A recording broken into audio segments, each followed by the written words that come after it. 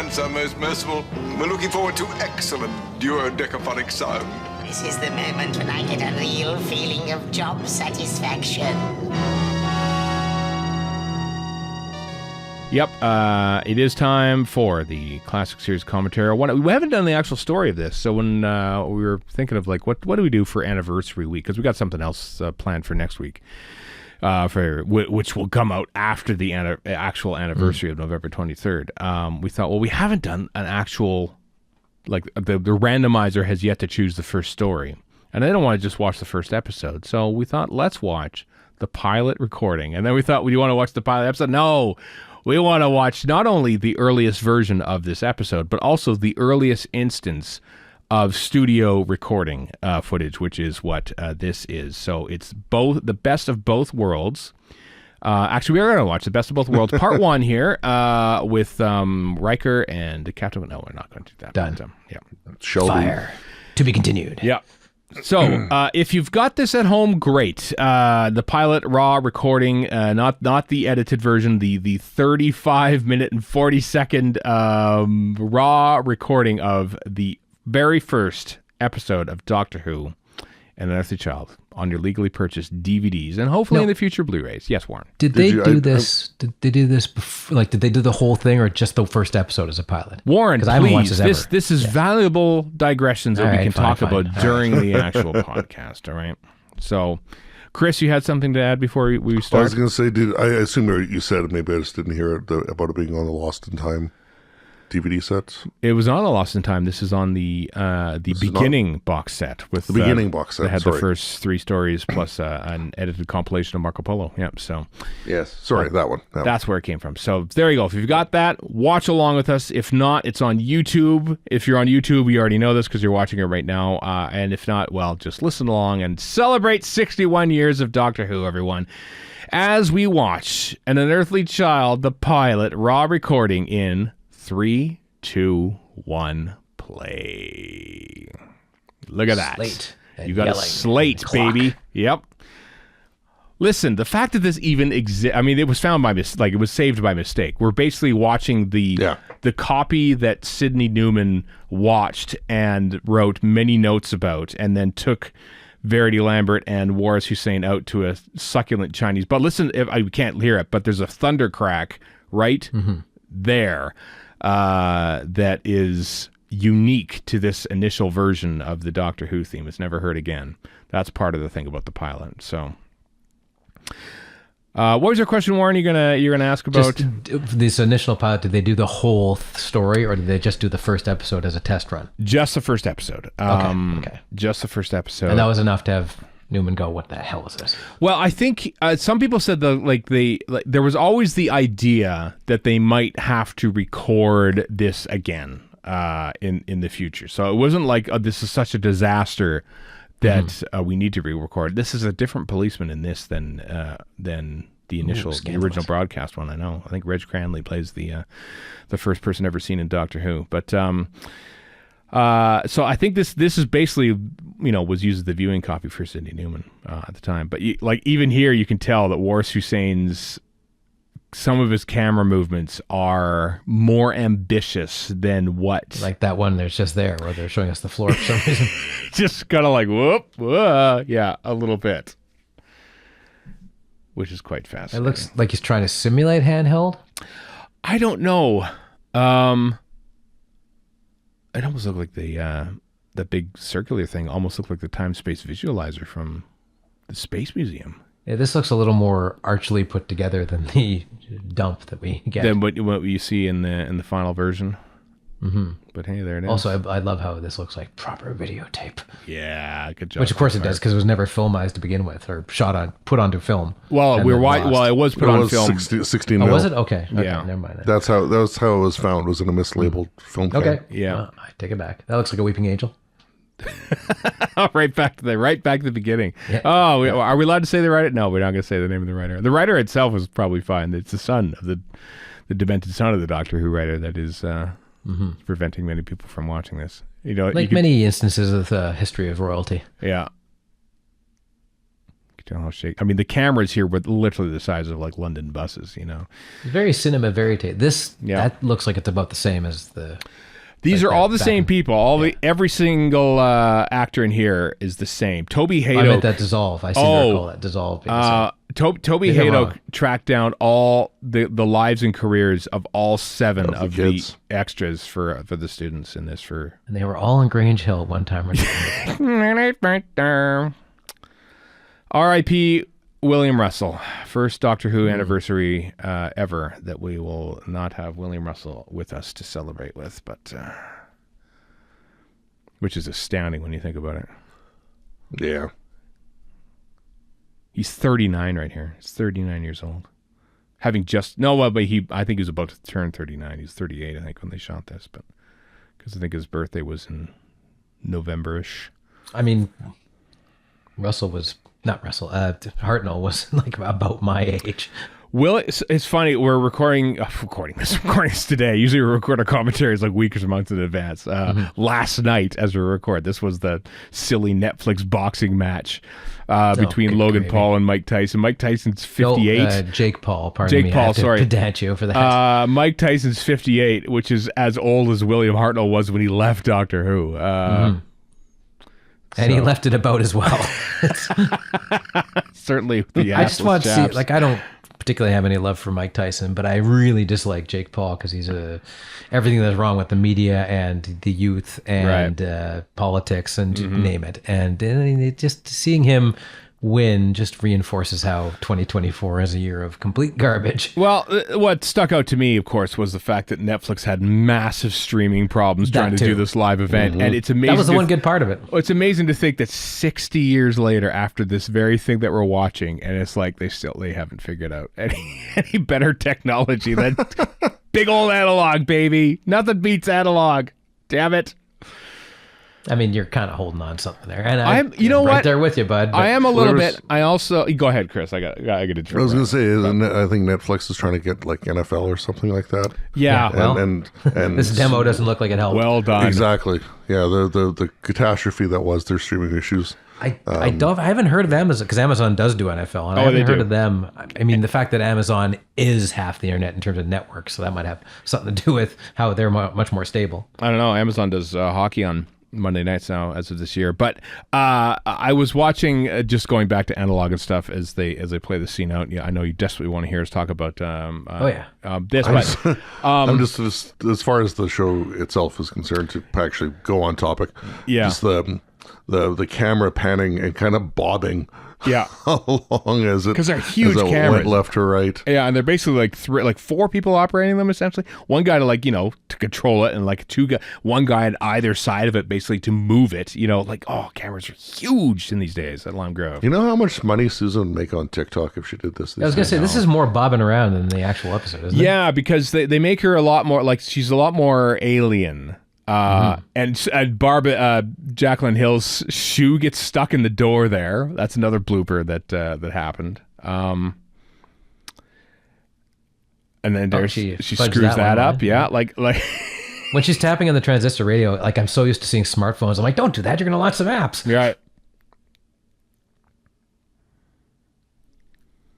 But she's definitely more alien in the You can initial tell this is version. old because the handwriting is good in the back. I Nobody has know. good handwriting anymore, especially not me. Pre-decimalization as well. That too. As Well, referenced in this 16 area. farthings to a cow, as we know. As referenced in this episode. As referenced in the episode, yes. To close the loop about my my complaints about digital streaming, It's never closed. Downstream talked about this, but it's becoming a thing about how like the streaming delay. When you're watching a quote unquote live sporting event on streaming, it's actually because of the streaming delay. You're anywhere between 60 and 120 seconds behind what's actually happening, and the gambling world is upset about this because basically you It's could bad direction. yeah. Sorry. Ian and Barbara are talking. Right. Susan's in focus in the foreground. Ian and Barbara like out of focus. Uh-huh. Like that's just bad directing. Why yeah? Oh, I No, know. it's not. It's just an artistic choice. That's fine. It is artistic choice. Oddly enough, they managed to complete this scene because they're in the actual broadcasters and there's a hard cut. Be careful, Susan, when walking home, because they clearly had to retake it. This has changed because now they go, she's crazy and alien doing this little Rorschach test thing. In the I kind of like her as a weirdo alien. To be honest. yeah, in the broadcast version, she's reading a book about the French Revolution. So Sidney Newman goes, kid, what is this? What does she draw? What is going on here? I'm not stuck here with you. You're stuck in here with me. Sorry, just throw a Rorschach in there. I don't know what that is. Is that a... That's what she's doing as a Rorschach test, and it's Rorschach from the... Is she drawing the TARDIS console? Look at that. It's a hexagon. Someone might recognize this. Yeah. I can't let the fans see it.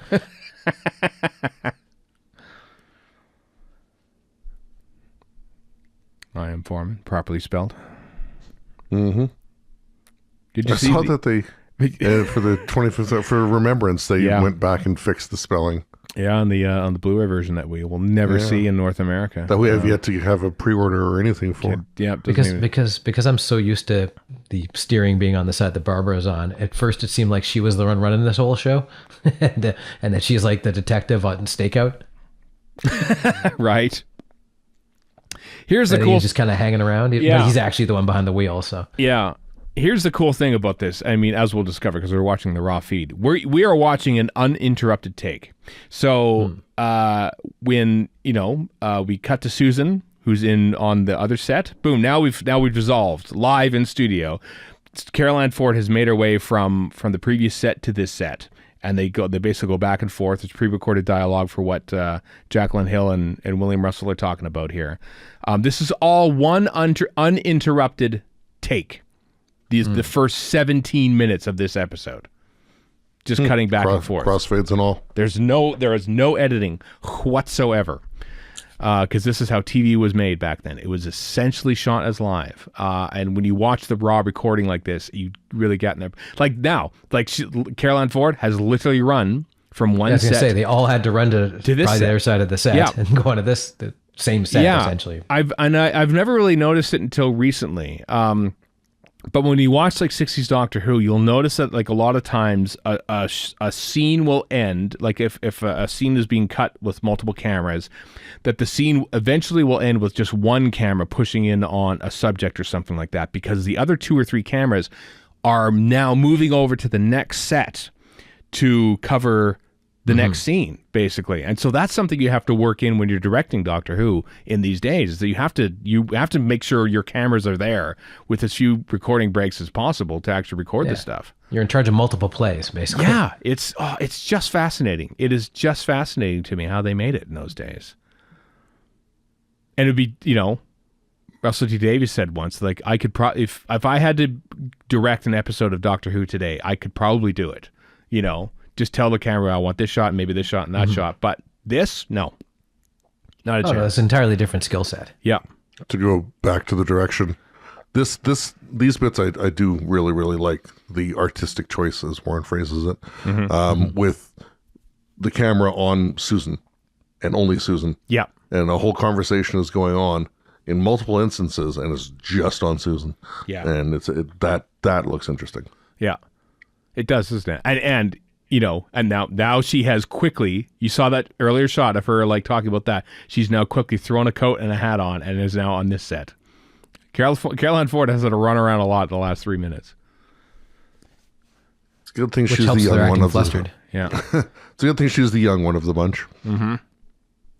How old was she actually? She must have been 18, 21 or 2. 20? Yeah, she was in her early 20s. She was already a mother. Yeah, she had a kid already, yeah. Yeah. As was the style at the time. As was the style at the time. And Hartnell also used to give her flack for not being around the kid enough or something. No, for she would spend it on clothes, her money on clothes. Oh, right. How she spent her money. Which is in Adventure Space and Time, yeah. Yeah, very Not that that's an accurate representation of anything, but yeah, it's an enjoyable one. The young hair designer who gave Susan her haircut, Carol Ann Ford her haircut for this, was one Vidal Sassoon. Oh, neat. Who went on to great fortune. And Rosemary's Baby. So they make a big point of that. Oh, really? Rosemary's Baby. Oh, yeah. wow. Because what's her name has, at the time, a trendy haircut, or I guess the movie made the trend. With Mia Farrow. Yeah. And she makes a point of name calling Vidal Sassoon in the movie itself. I didn't know that. Well, Vidal Sassoon 5 years before that made Susan Foreman's haircut. So Doctor Who on the verge of trendsetting.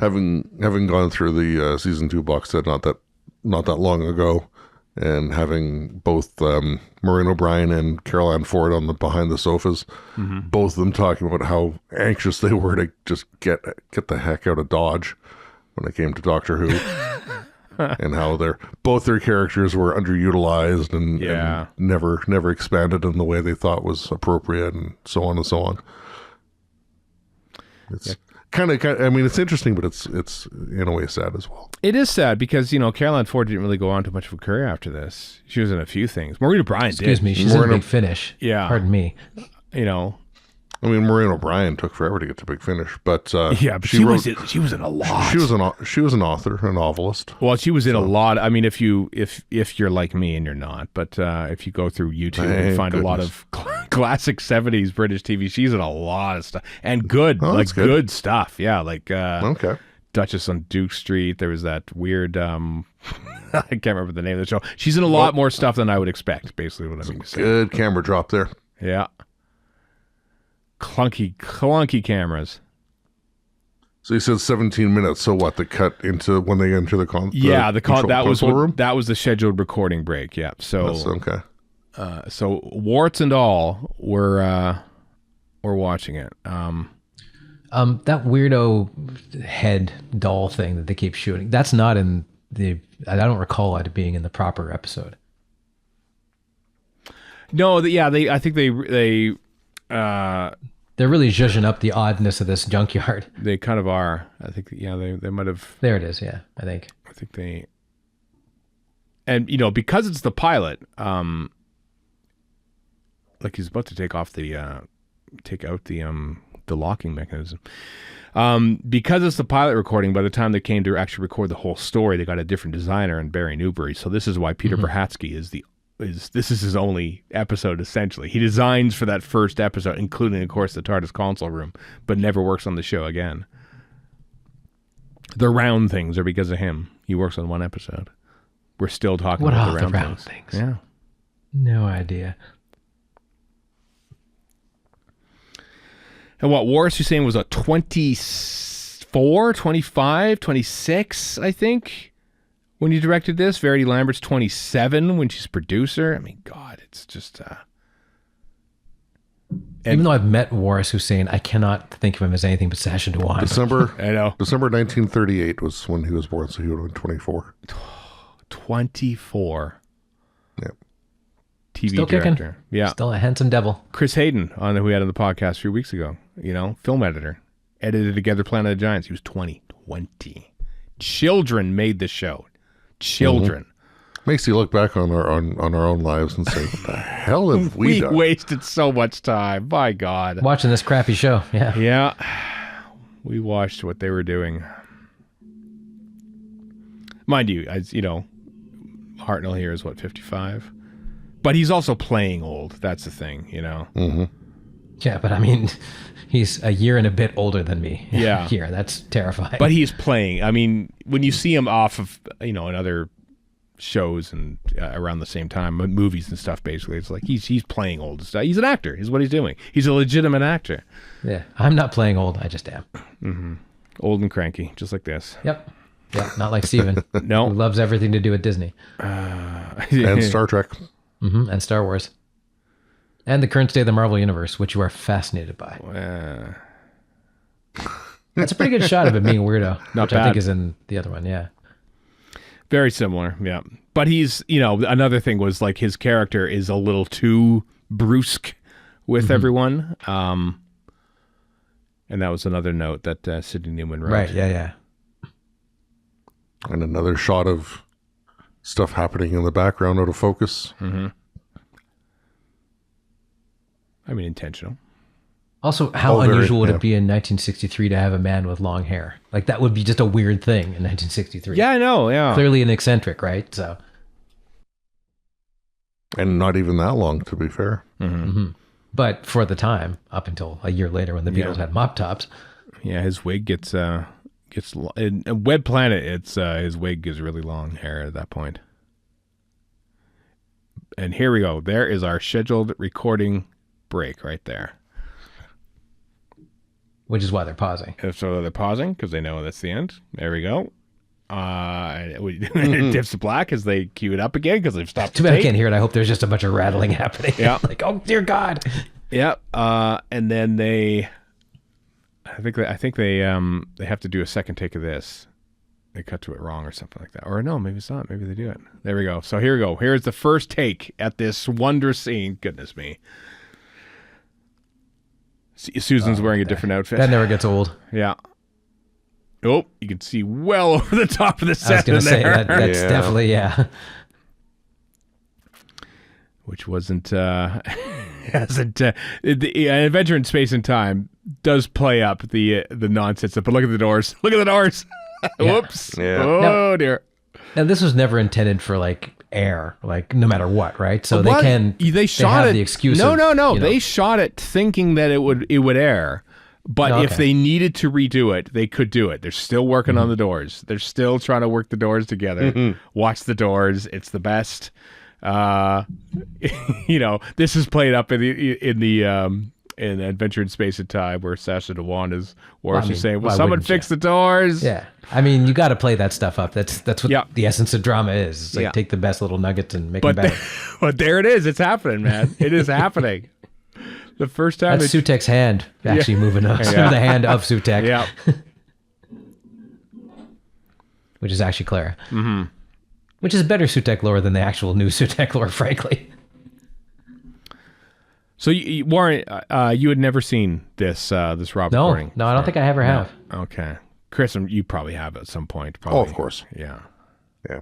It's been many Yes, years. Chris is but a better yes. person than I am, of course. Yes. That's true, yeah. It's definitely been lots of years. Yeah, the edited version of it, because they will do another take of this whole scene. Isn't that great? This is another great thing about old TV, is that, there were about 8 errors. Like this move here is pretty ambitious. That's a cool move. It probably proved too ambitious, I think, with the size of the cameras. Basically, Waris Hussein had to sort of swallow his pride and dumb down his ambition a little bit, I think, to get some of the shots in for the finished version. Richard Martin. Like Richard Martin. You know what? Good on him. Good on Doctor Who and the BBC for getting young visionary directors who had ideas above what they could actually do, Look what they took from us. Yeah.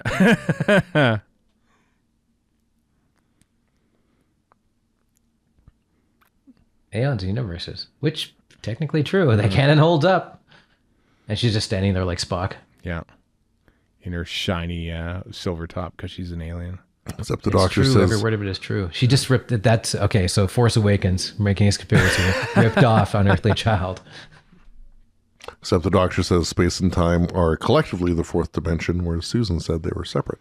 That's true. Well, this show's never contradicted itself. No. Thankfully, no. Piece of paper. Other than that, he looks like just a regular dude with that suit. Yeah, I think they even... Good old paper wall over Hartnell's shoulder there. I think they altered the costume a little bit too. I don't recall Hartnell wearing the tie there for some reason, but Yeah, no, he looks like a business guy with a hat. Yeah. Basically. That little turn of the camera just changed the perspective. There's a big thing. I was born in the 49th century. That's a thing they changed for the. Yeah. I wonder if that's why RTD keeps putting stuff in the 50th century or whatever. 51st, that's yeah, Moffat. 51st. Okay. 51st. All right. That's a throwback to Talons of Wing Chiang too. Yeah. Yeah. Like he's just vicious. It's like Gary Oldman and Bram Stoker's Dracula there. He needs a shadow moving of its own accord behind him, Yeah. which I'm pretty sure is above the ambitions of anybody here. Oh no, or just get a stagehand to accidentally walk over it. I love that door that hints that there's more in the back and it's one big roundel. Oh yeah. Or maybe I'm just misinterpreting it, but Yeah. behind these guys, you can't really see it from this angle. Oh, the fourth dimension of space and time. Mm-hmm. I mean, that's true. Like this. See, this is like an argument, like in this version where it's Like, they're going to come to blows. Well, how else would you spend a Tuesday night besides clocking an old man and impossible physics? That's true. There is a lot of cinema verite going on here with the camera. I feel, Warren, that we are a proponent of multicam videotape because of our love of Doctor Who. Yeah. Oh, yeah. I don't think we were latched on to Doctor Who because it was shot that way. But I'm glad in retrospect that Doctor Who was made this way, just because when you see like film series from the day, it feels very... Mm-hmm. And there's the big roundels behind them. Very 1960s, Whereas this I don't know. There's sort of a timeless nature to this, apart from the picture quality. Well, it's timeless to us because we grew up watching a pile of British stuff. I suppose, but I think like the performances sell this more than like film editing and obvious overdubbing that happens, I think, a lot on film, I Claudius is the best example of that, where God. I Claudius, you can completely forget you're watching something from 1976 or whenever it is, because of all the amazing direction and great acting and amazing dialogue. That papers over any number of different things. I mean, in a way, it's kind of like I watched a giant blockbuster and I spent a pile of money, but it still wasn't any good. Mm-hmm. This is the antithesis of that, right? It really is. Yeah. Like there's an artistic nature to it when you're having to sort of block everything to make sure everything is in shot. Not having any money is great for creativity. We've said it before, and we're not the only ones who've said it. Mm-hmm. We didn't invent that phrase, but it's true. Like Star Wars is a perfect example. They had no money, and they just kind of winging a prayer at a bunch of stuff. Although I do find it funny that some guys wearing jeans because that's all they had, and somebody 40, 50 years later, that's canon that Blork wears jeans for whatever reason. The sound effect here is slightly different now, too, with a little teeter going on in the background. I keep forgetting this is the time effect. I think they've just going to roll credits. Yeah. Mm-hmm. Before there was a vortex. Mm-hmm. That was other shows have done this too, where they just read, because that's the only stuff they got on hand. They just use their opening credits for whatever. Mm-hmm. Well, it was part of the same even footage. Tom Baker's done it, I think. In Deadly Assassin. Obviously, the film footage was made first, and that is just played back as is in the finished recording. Just basically various different takes of visual feedback. This is another thing you cannot do in digital. This requires analog. I know, because I can hear the switcher screeching to protest. In way back in the mid 90s, I rented a video cam and basically used it to turn on this my TV monitor, my old black and white TV monitor, and I made exactly what you're looking at. That's how you did it. You can't do it. It's impossible to do in digital. You've got that on YouTube somewhere. I've seen the video. So I do, yeah. Well, my old YouTube channel, it was taken down. I should put that up again. Right, I should put that up again, yeah. And this film with Leslie Dwyer, I believe, is the extra, who's the first ever. This is the first ever shot for Doctor Who. A couple weeks before they shot this pilot episode was the film stuff. For that one. I'm in for a surprise because there's still time left on this thing. We're going to see. We're basically going to watch that whole second scene again. Okay, gotcha. Yeah, because they said there were about 8 screw ups in that, but the fact that they played it out to the end is fascinating to me. Like they didn't when the doors were clearly messing up. They carried on.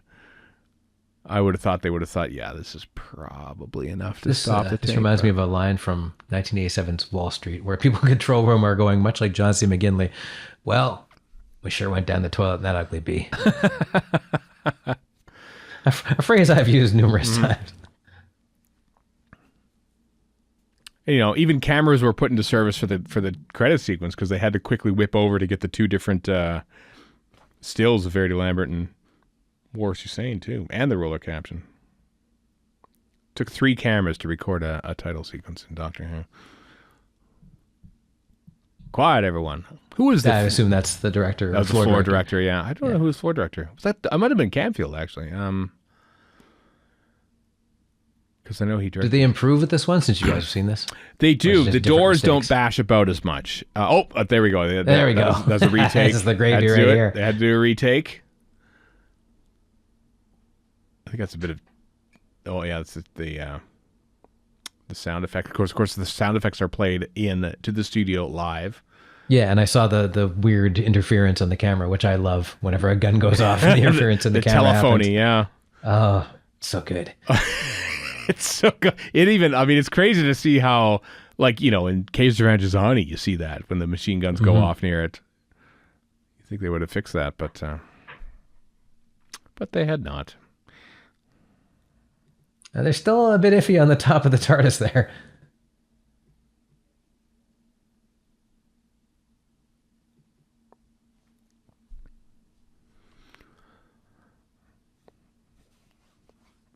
Do the camera moves stay ambitious? Well, they're still working to the same camera script. Right, so. yeah.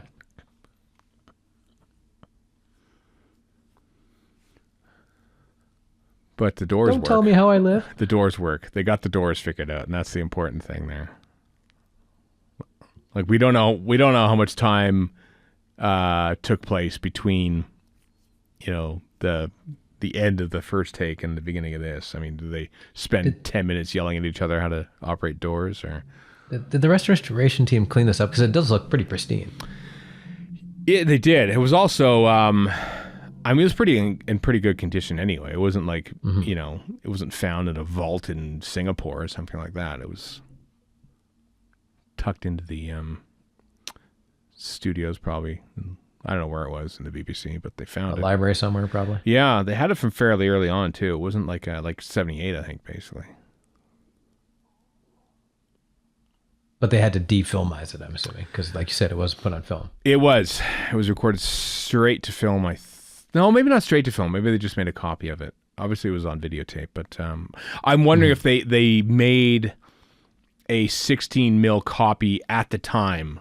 Because I think at the time they were doing that for the early days for like when they were making their film copies. I think they were trying to do it basically as it was going out, and they realized we are having troubles with it, like having to capture it live essentially. So I don't know why I'm amazed by the fact that they can reverse filming when any piece of crap TV in a Best Buy has smooth motion to ruin a film, but it still amazes me for some reason. Well, it's the chroma dots that is. Like I don't only just watch old British television, kids. Sometimes I fire up an old Hockey Night in Canada kinescope recording. You're not helping your case here. From like 71, like 1971. There's some games on, and they're in black and white on film. But because I have such experience watching Doctor Who film restorations, you can see where the chroma dots are on that black and white film recording of the color broadcast of Hockey Night in Canada. And I want to say, I wonder if like the restoration team just has if they have a machine or like a plug-in for Adobe Premiere. Do you have a plug-in that I could just feed this in? I'd be willing to bet it's not for Adobe Premiere. It's probably on the Avid if it's anything. Yeah. Or DaVinci, because DaVinci is a colorization. Oh, that's what it's known for. Okay. That's what it's best at. It's perfectly capable editor. I'm using it for something right now, but it's best known for being for years and years and years the gold standard for coloring. So I would bet that's what it is. Mm-hmm. But again, I have no idea. I'm just talking on my butt here. Right. I like how sinister he is. I'm kind of digging Sinister Doctor here. Oh God, that would never pass muster today. No. Yeah. And they flipped. Thanks to our woke ideologies. They flipped out when Peter Capaldi was slightly churched to people in his first scene as Doctor Who. Just for anybody listening for the first time, I do not believe any of that. No.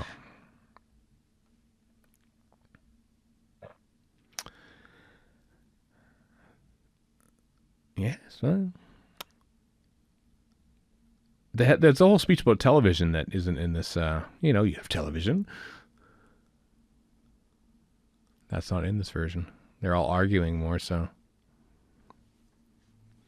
So it wasn't just directorial. It was also script, And I bet you... I don't know who did the rewrites. I don't know who inserted it. It must have been David Whittaker. That would make the most sense. Yeah. Mm-hmm. I don't think they would have got Anthony Coburn back to... So that really... rapidly? The problem was this child wouldn't be running around the set being demented, and they didn't want that. Was he even born then? I don't even know. I have no idea. I have no idea how old Steph Coburn I is. don't particularly care. No. But it's a shame. It really is a shame that I own this. I've watched the broadcast version a billion times now. At least once on November 23rd since 1991, apart from 1 year in 2002 because I was playing a beer league hockey game that morning, November 23rd, 2002. It was the only year. Next week, kids, I'll be watching this episode as we record an episode of Radio Free Scaro because that's just how it's going to go. That's how the timing's going to work. That's how dedicated I am to this. It will be insane, I think is the word. Yeah, very much so, yeah. It's a little more polished. This retake is a little more polished, but it's the script nature I think that Newman also had a problem with, which is well, you can't fix that on set. At least you shouldn't. No, can't. I get to see this again. Yeah, there we go. Time Tunnel, starring I don't remember. Can you believe it? We had to do the whole sequence twice, whereas Kubrick's telling Shelley Duvall to walk down the same corridor 128 different times. And by telling, you mean berating. Berating, yeah. But, everyone has to be on their marks for this, so we cut back to telecine, and then we fade in, camera 2 or something for William Hartnell looking this way. Come on, man. I can only do so much. Fade in there, and he's just sort of and the great thing is, too, is that when you're starting a scene in this, very rare is it a whole scene starting. It usually starts on one object that a camera can zoom out on, so that they basically can tell the actor 2 or 3 seconds before they start that scene, listen to the radio, so we can just sort of cut to that as it's happening, so we don't have a hard start line. It's it's fascinating. I have become ever more fascinated, even more so, Warren, with the production of 1960s TV than I'm shocked to hear it. I ever was. Seems out of character. Yeah, it's just a different time of making TV. There's the same footage. There you go. There it is. The Shadow. This, yeah. You're jackdaw me,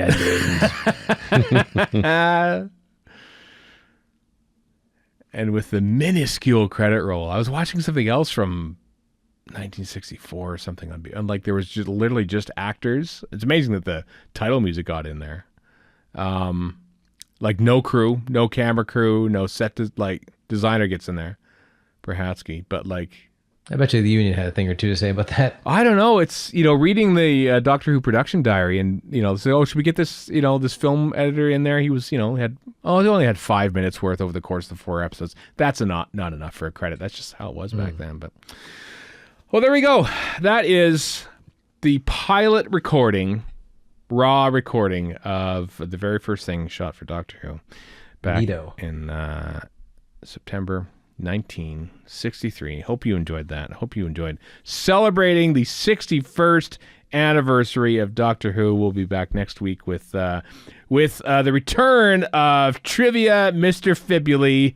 I don't even remember who won last time. Was it you, Chris? You always seem Not to me. lose things. It was me. I can assure you it wasn't me. Yeah, well, it'll be a slightly revamped thing, but Erica and Kat should be along with us next week as well to play this thing. So we'll see, Chris, if you can defend your title. Or I bet you can. Yeah, probably not.